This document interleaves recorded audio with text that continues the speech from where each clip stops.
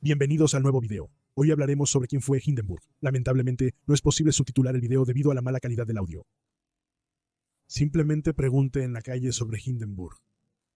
Los jóvenes probablemente te dirán que también vieron esa película sobre el Zeppelin. Y otros dirán, él trajo a Adolf Hitler al poder. Por supuesto, tales declaraciones para una vida de 86 años son insuficientes, donde se ignora completamente el lado humano. Porque precisamente los últimos años del ex mariscal de campo y presidente del Reich, Paul von Hindenburg, están constantemente bajo escrutinio. Y se olvida que el hombre estaba gravemente enfermo. Calcificación cerebral. Con Hindenburg fue así, que en los últimos años de la República de Weimar se contaba una broma. Se suponía que debía dar un discurso sobre el ahorro, la moderación, como también lo había dicho una vez el canciller federal Ludwig Erhard. Moderación. Y debería decir que ahora no es el momento para grandes festividades y bailes ruidosos. ¿Qué está pasando? Se detiene en medio de la frase. Por lo tanto, sonaba así, con su voz profunda y sonora, esta figura poderosa. Ahora no es el momento para celebraciones y simplemente ya no lo recordaba. Afortunadamente, su apuntador estaba detrás de él, tenía el discurso frente a él y le susurraba, «Señor presidente del Reich, pelotas, pelotas», mientras él miraba encantado a su alrededor y decía, «Buf, buf, buf». Estos chistes se contaban en aquel entonces, lo que demuestra que Paul von Hindenburg no estaba en condiciones de manejar asuntos políticos ni de ningún otro tipo en sus últimos años. Esto debe considerarse como una introducción sobre Paul von Hindenburg, cuya única respuesta que muchos esperan hoy en día es, él fue quien llevó a Adolf Hitler al poder. Esperemos a ver qué pasa. Nació el 2 de octubre de 1847 en Posen, provincia prusiana de Posen, como hijo del oficial prusiano y terrateniente Robert von Benckendorff y von Hindenburg y la hija del médico Luise Schwickert. Después de 2 años en la Escuela Ciudadana Evangélica en la Baja Silesia Glogau y desde 1857 durante 2 años en el Real Gymnasium Glogau, fue como Quartaner, como se llamaba a los estudiantes de séptimo grado en los gimnasios, desde 1859 como pupilo en la institución Gardeten, en la Baja Silesia Wallstadt, a unos 10 kilómetros al sureste de Liegnitz, hoy polaco Legnicki Pole. Sin embargo, como los 2 años que pasó en el gimnasio no le fueron reconocidos allí, tuvo que empezar de nuevo en el 5º grado como sextaner. A partir de abril de 1863 como Untersekundarne en el 10º. Hindenburg-Sögling estaba en la clase en la Neue Friedrichstraße, en la Casa de Cadetes de Berlín, hasta que esta institución educativa militar fue trasladada en 1778 como la principal institución de cadetes real prusiana a los nuevos edificios en Groß-Lichterfelde, cerca de Berlín. En Pascua de 1865, Hindenburg, debido a su buen rendimiento, había llegado a la llamada Selectar, lo que también le ahorró el tiempo como alférez, y ahora era el superior de sus compañeros como receptor y portador de Porto. Pero cuando en la primavera de 1866 el ejército prusiano se movilizó para la guerra contra Austria, a muchos cadetes de mayor edad se les había regalado su tiempo restante en la institución principal de cadetes para que pudieran ingresar a un regimiento como tenientes segundos. Paul von Hindenburg también estuvo presente. Abril de 1866 como teniente segundo en el 3, estacionado en Danzig. Fue admitido en el 3er regimiento de guardias a pie, que después de la movilización se trasladó a Potsdam y desde donde también fue a la guerra contra Austria. En ese, el teniente von Hindenburg lideró el primer pelotón de tiradores de la 5ª compañía del 3er batallón. El 3. En julio, en la batalla de Königgrätz, Se distinguió especialmente en la conquista de una batería. Sufrió una herida en la cabeza por una bala de cañón que golpeó su casco y fue condecorado con la Orden del Águila Roja de clase. Deberían seguir tantos en las próximas décadas que solo mencionaré el del 25. Marzo de 1918 de Karlsruhe, la segunda estrella supuestamente otorgada a él. Quiero mencionar la estrella Hindenburg, la estrella de la Gran Cruz de la Cruz de Hierro. Después de la Guerra Alemana de 1866, el tercer regimiento de la Guardia fue trasladado a Hannover, donde el teniente von Hindenburg fue asignado como ayudante del primer batallón.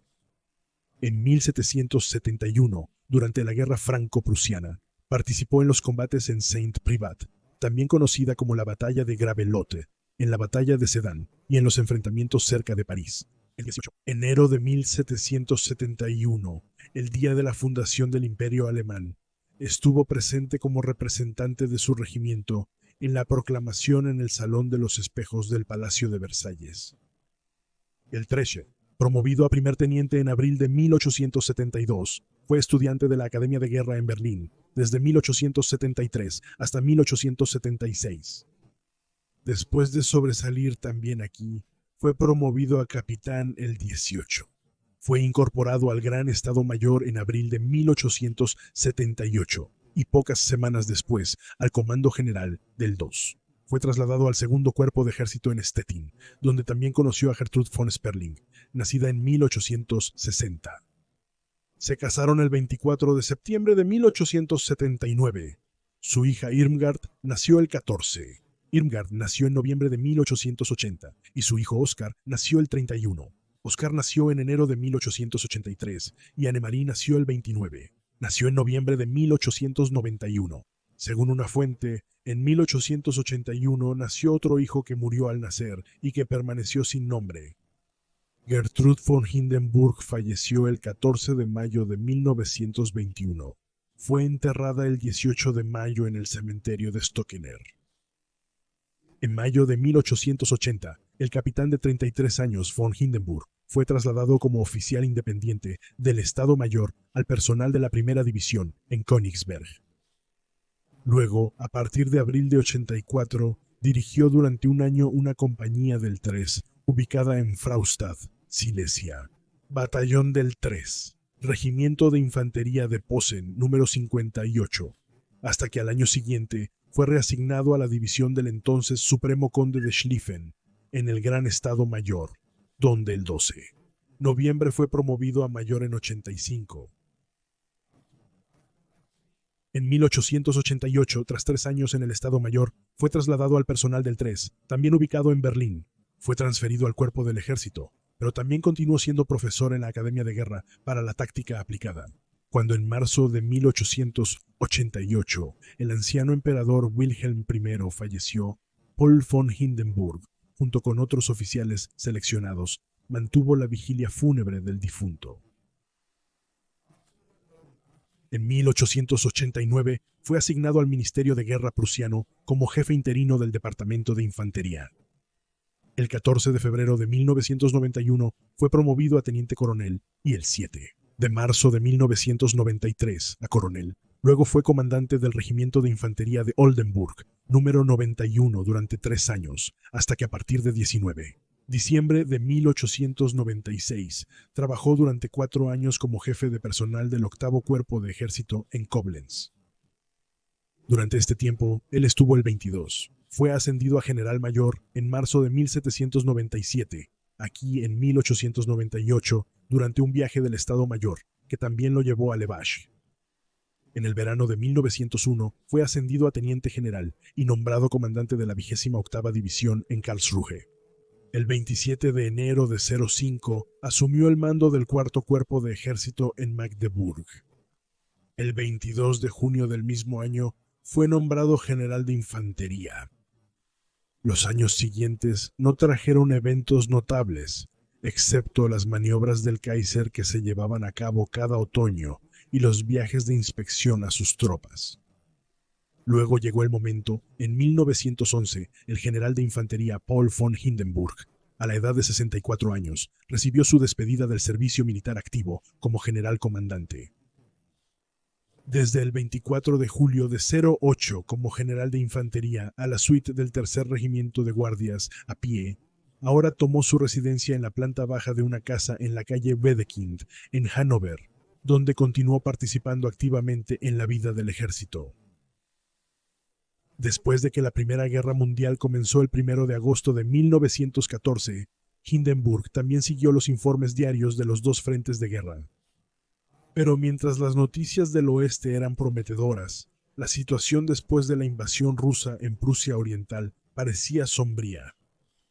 Luego, el 22 de agosto, Hindenburg estaba sentado a las 3:30 con su esposa en el café, cuando un telegrama urgente marcado con una pequeña franja roja, como un telegrama estatal, directamente desde el cuartel general del Kaiser, preguntaba si Hindenburg estaba listo para ser utilizado de inmediato. Después de que el telegrafista informó su disponibilidad, otro telegrama confirmó su nombramiento como líder del 8º Ejército, jefe del Estado Mayor, General Mayor Erich Ludendorff. Hasta el final de la guerra, estos personajes tan diferentes ocuparían una posición destacada en el ejército alemán, culminando con el nombramiento conjunto en 1816 a la cabeza de los tres, alto mando del ejército. Pero volvamos a la Primera Guerra Mundial. Después del 17, después de que el 17 de agosto de 14, la primera armada del general Paul von Rennenkampf, al servicio de los rusos, cruzó la frontera a Prusia Oriental en un ancho de 70 kilómetros. Se encontraba en la batalla de Stahluponen el 17. Inicialmente el 17 de agosto se enfrentó al Eins, numéricamente muy inferior, cuerpo prusiano bajo el general de infantería Hermann von Francois, con lo cual esta batalla inicial de la Primera Guerra Mundial en el frente oriental terminó con una victoria para los rusos, aunque la industria de las postales alemanas la convirtió en una victoria. Sin embargo, Rennenkampf, asumiendo una retirada alemana completa de Prusia Oriental, no aprovechó su éxito, sino que inicialmente se detuvo. Luego, sin embargo, atacó en un frente amplio, lo que resultó en la ocupación temporal de 2/3 de Prusia Oriental por las tropas rusas debido a la retirada de las divisiones alemanas. Esto fue acompañado por un comportamiento brutal hacia la población civil, destrucciones sin sentido de las aldeas, ejecuciones arbitrarias de civiles, acoso a la población, violaciones y saqueos, eventos que solo se encuentran con mucha búsqueda en las obras de historiadores alemanes.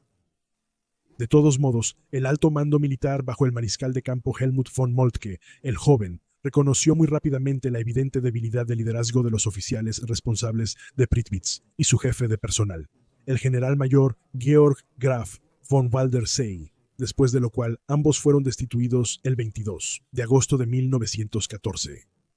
El nuevo comandante del 8º Ejército fue, como ya mencioné, el general de infantería Paul von Hindenburg, jefe de Estado Mayor, el general mayor Erich Ludendorff. Para ambos, la evacuación sin lucha de la provincia de Prusia Oriental propuesta por Prittwitz era simplemente imposible, por lo que decidieron inmediatamente después de su llegada dar la vuelta a la situación e ir a la ofensiva para acercar y destruir al ejército ruso que se encontraba en el sur. Para ello, utilizaron los planes ya elaborados por el tácticamente talentoso primer oficial del Estado Mayor del Ejército, el teniente coronel Max Hoffmann. Lo que siguió fue la batalla de Tannenberg, que duró desde el 26 de agosto hasta el 30 de agosto.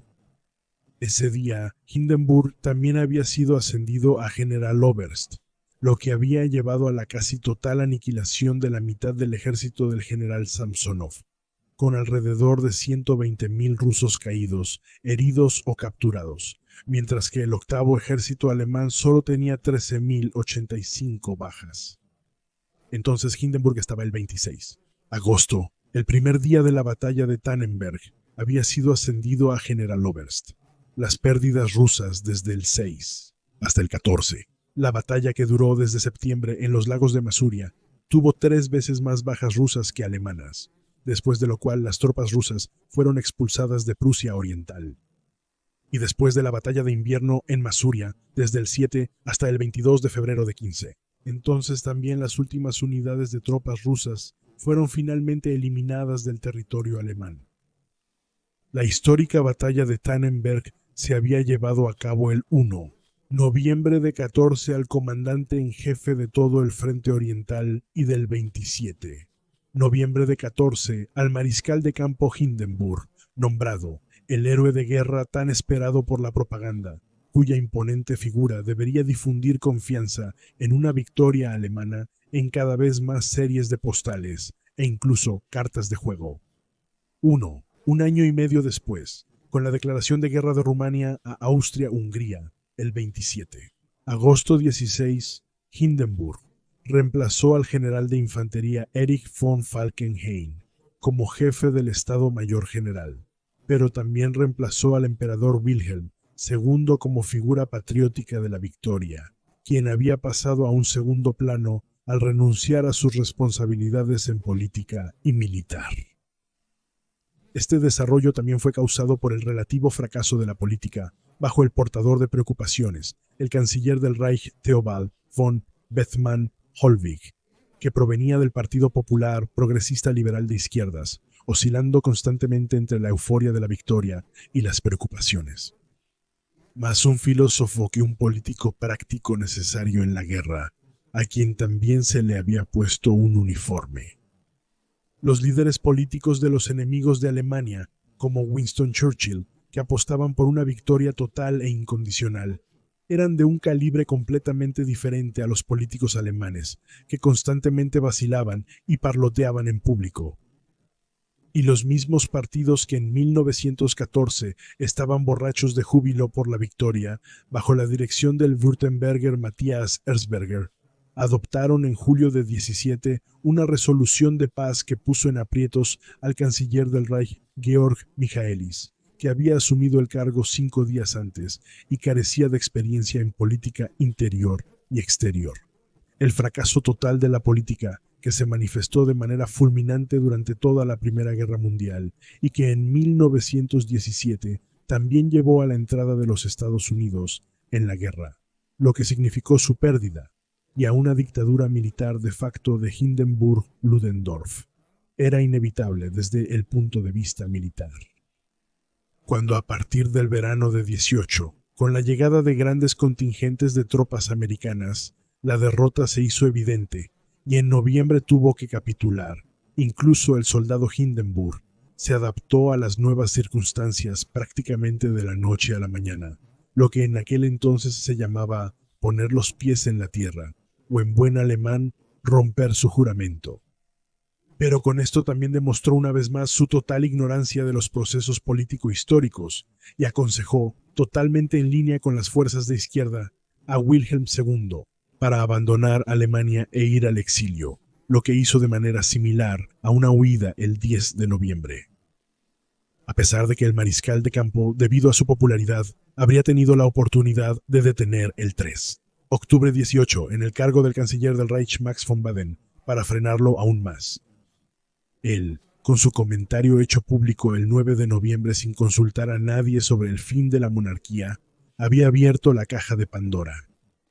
Hindenburg, en caso de necesidad, podría haber resuelto la situación contra los marinos golpistas con el uso de tropas aún leales al emperador, y así al menos podría haber preservado la corona del rey de Prusia, lo que sin duda también habría prevenido a Adolf Hitler. En su lugar hizo declaraciones patrióticas sin compromiso. El hecho de que había suficientes tropas disponibles y que era posible sofocar la revolución, que se podría describir más bien como una revolución de hambre o de nabos, lo demuestra el uso de divisiones de campo que permanecieron móviles contra las tropas espartaquistas en Berlín, Múnich y Sajonia, que aspiraban a una república soviética, ordenado por el Partido Socialdemócrata bajo Friedrich Ebert y Gustav Noske. Ahora, no quiero abogar por el uso de tropas contra la población, pero hay momentos en la vida de un general en los que no se lamenta por los viejos tiempos, sino que se actúa. La mirada a las circunstancias en París, después de la derrota contra Alemania en 1871, muestra cómo el gobierno de Francia, amado por muchos alemanes por su supuesta tolerancia, había actuado en una situación similar. cuando, durante la Guerra Franco-Prusiana, el revolucionario Consejo de la Ciudad de París tomó el 18 marzo de 1971 al 28. Había formado la Comuna de París, existente desde el 28 de mayo, y, contra la voluntad del gobierno central conservador, intentó hacer de París un lugar socialista mediante el uso violento de armas. Entonces las tropas gubernamentales tomaron medidas rápidas y en unas pocas semanas calmaron la situación con brutalidad estatal, evitando así que Francia se convirtiera en un estado de modelo soviético. Un informe oficial del gobierno indicó que el número de personas condenadas por tribunales rápidos y luego ejecutadas fue de 17,000. Otras estimaciones cifran el número de muertos en hasta 35,000. Por otro lado, a partir de noviembre de 18, la guerra civil alemana se prolongó durante años debido al comportamiento inconstante de los gobiernos de izquierda compuestos por el Partido Socialdemócrata y el Partido Democrático Alemán de izquierdas liberales. Recuerdo en este contexto el llamado levantamiento de Spartacus en Berlín, en enero de 1919, iniciado por grupos extremadamente de izquierdas, la República de los Consejos de Bremen, los combates que siguieron en marzo en Hamburgo, Sajonia-Gotha y Berlín, con varios miles de muertos, el golpe de Estado llevado a cabo por círculos de derechas hasta el levantamiento de la llamada Armada Roja del Ruhr, en marzo de 20, también con miles de muertos. Aquí está el video al respecto. Los jóvenes historiadores alemanes que hablan de condiciones similares a una guerra civil deberían observar detenidamente estas imágenes. Días antes de la firma del Tratado de Versalles, el ministro de Guerra prusiano, el general de infantería Walter Reinhardt, intentó, sin embargo, con resistencia del maestro general de campo Groener, del ministro de Defensa del Partido Socialdemócrata Gustav Noske, obtener la aprobación para reanudar la guerra contra las tropas de la Entente, junto con la Unión Soviética, y si es necesario también bajo la bandera roja. Aquí está el video al respecto.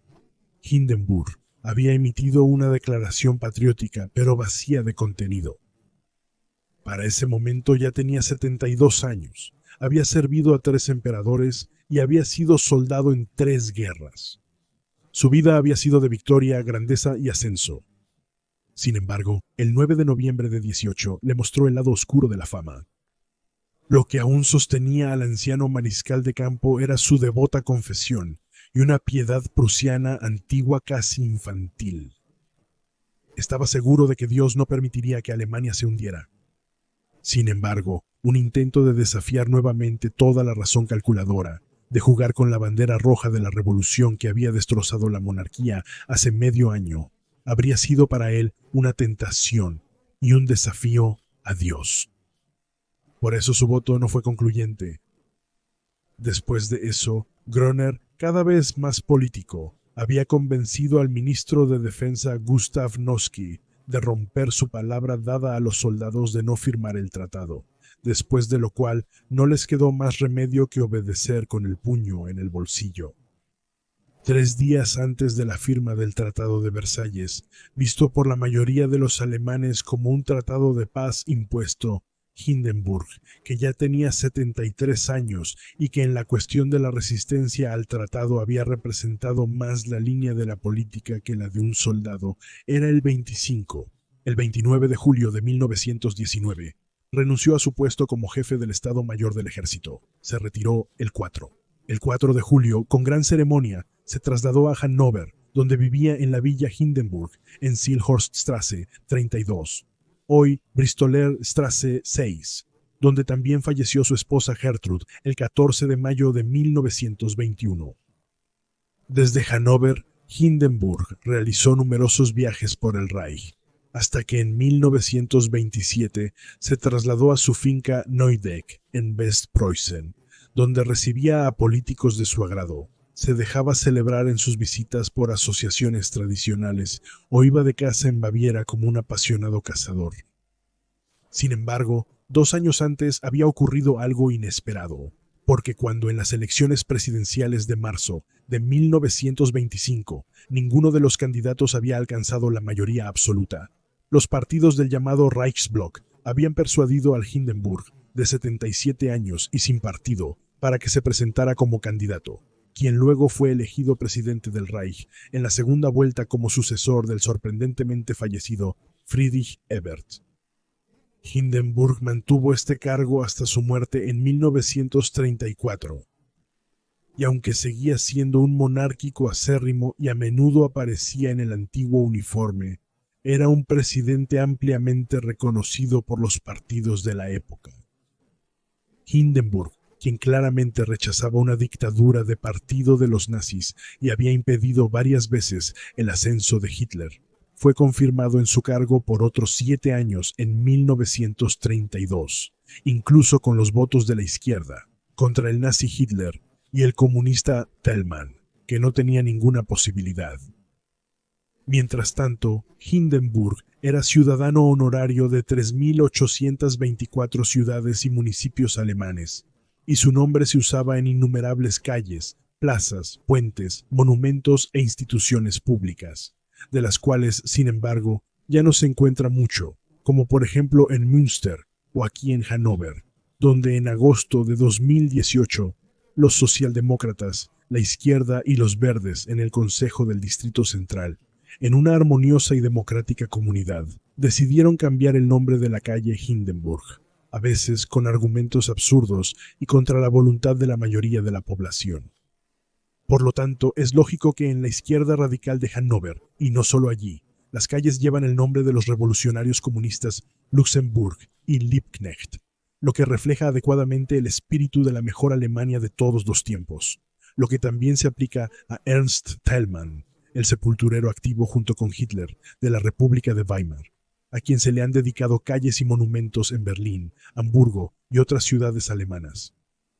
Aunque el argumento para el cambio de nombre de las calles de Hindenburg siempre es el mismo.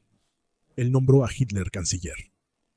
Aunque lo que hoy se conoce como toma del poder, en realidad jurídica estatal, fue la transferencia constitucional de la Cancillería por parte del presidente del Reich.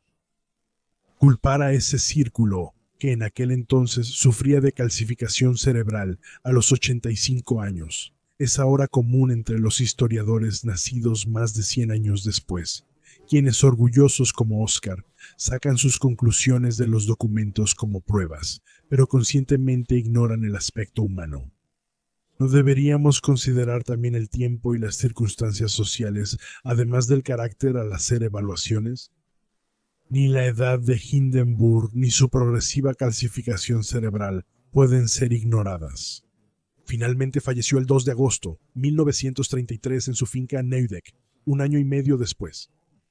En realidad, había fuerzas completamente diferentes detrás de la nominación de Hitler, donde el anciano presidente del Reich era simplemente un medio para un fin.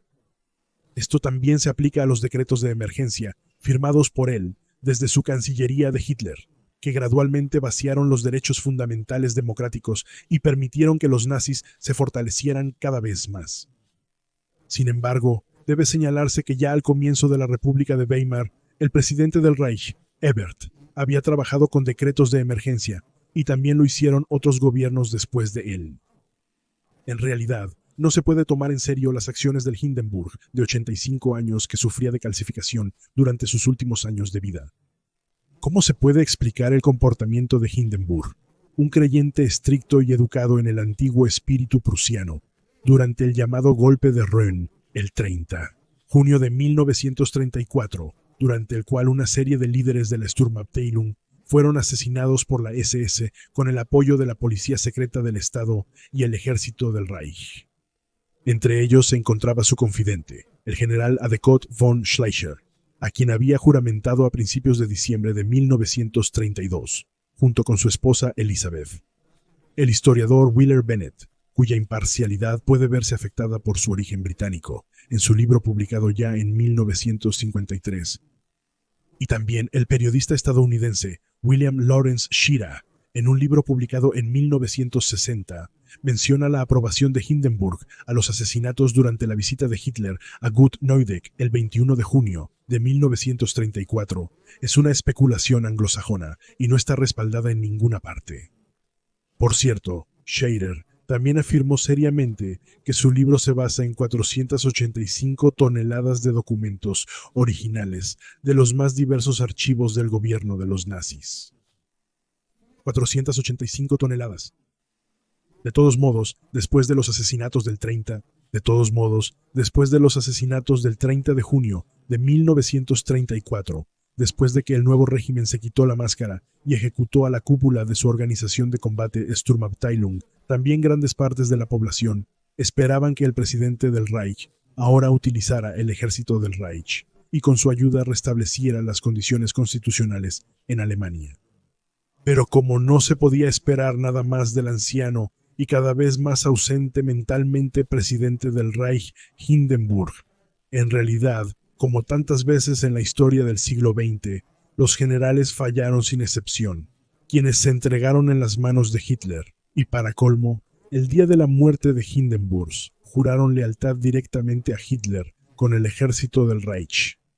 No fue el 30 de enero de 1933 la fecha clave para el poder absoluto de Hitler, sino el 30, que fue bienvenido por los generales. Junio de 1934, la noche de la larga misa, como el extranjero llama a la acción de asesinato de las SS, en la que el ejército del Reich también había consentido los asesinatos.